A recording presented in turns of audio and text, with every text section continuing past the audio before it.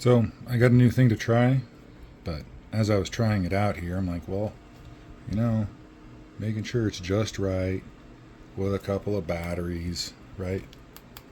That's kind of a pain in the butt. So why not make something that works for yourself, right?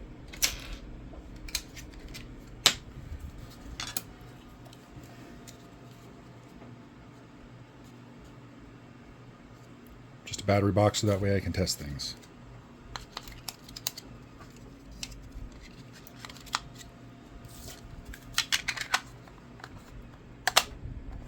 That's just using layer lines and draft for the lid.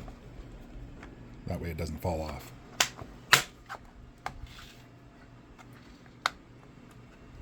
So now I can test things with a battery pack instead of having to test it individually with batteries. And if you add a plug on there, now I can add any type of test drive one on there.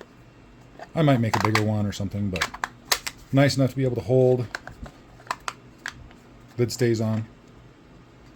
Like I said, you can't shake it off. Not bad for an hour in Fusion 360.